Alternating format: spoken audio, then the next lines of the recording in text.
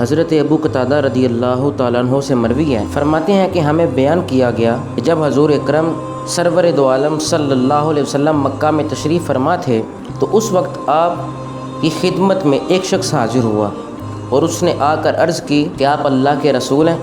تو حضور نے ارشاد فرمایا بے شک میں اللہ تعالیٰ کا رسول ہوں۔ وہ شخص عرض کرنے لگا اللہ کے ہاں محبوب ترین اعمال کون سے ہیں؟ کون سا عمل ایسا ہے جو اللہ کو محبوب ہے؟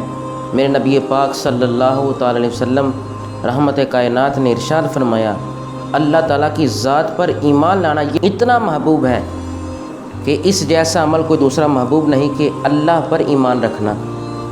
پھر وہ شخص سائل عرض کرنے لگا اس کے بعد کون سا عمل اللہ کو زیادہ محبوب ہے؟ تو میرے حضور نے ارشاد فرمایا صلہ رحمی کرنا۔ آج لوگ صلہ رحمی کو ترک کر رہے ہیں، آپس میں پیار محبت الفت کے رشتے ختم کر رہے ہیں۔ فرمایا اللہ کو جو محبوب عمل ہے وہ ہے صلہ رحمی کرنا۔ پھر اس شخص نے سوال کی عرض کی فدا کا ابی و امی یا رسول اللہ صلی اللہ علیہ وسلم، اے آقا آپ ارشاد فرمایا آپ کا حکم ہو کہ اس کے بعد صلہ رحمی کے بعد کون سا عمل افضل ہے اللہ کو جو محبوب ہے؟ میرے حضور نے ارشاد فرمایا امر بالمعروف و نہی عن المنکر کرنا، یعنی نیکی کا حکم دینا اور برائی سے روکنا۔ پھر اس شخص نے عرض کیا اللہ کے ہاں مبغوض ترین عمل کون سے ہیں؟ جو ناپسندیدہ اعمال ہیں وہ کون سے ہیں؟ آپ ارشاد فرمائیں۔ تو حضور نے ارشاد فرمایا صحابہ بھی بیٹھے تھے، میرے حضور نے ارشاد فرمایا مبغوض ترین اعمال یہ ہیں اللہ کو ناپسند جو ہے کہ اللہ تعالیٰ کے ساتھ کسی کو شریک ٹھہرانا، اس کے مد مقابل کسی کو واجب الوجود ماننا، اللہ کو یہ ناپسندیدہ عمل ہے۔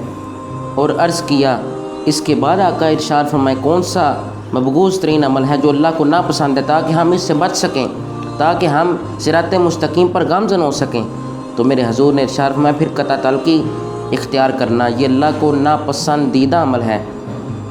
کبھی بھی قطع تعلقی اختیار نہ کرنا، راستوں کو کبھی بھی جدا نہ کرنا، اپنے بھائیوں سے، اپنے دوستوں سے، اپنے رشتہ داروں سے، اپنے ہمسایوں سے اچھا سلوک کرنا، قطع تعلقی اختیار کرنا یہ اللہ کو ناپسندیدہ عمل ہے۔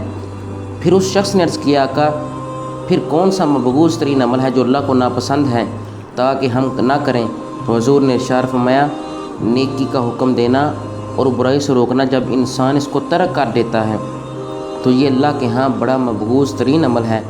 اگر انسان جو اللہ کے محبوب ترین اعمال ہیں ان پر عمل کرے گا تو اللہ اپنے بندے کو جنت میں جگہ عطا فرمائے گا اور ایسی جنت نعیم عطا فرمائے گا، ایسی نعمتوں سے اللہ سرفراز فرمائے گا جو کسی آنکھ نے دیکھی نہیں ہے۔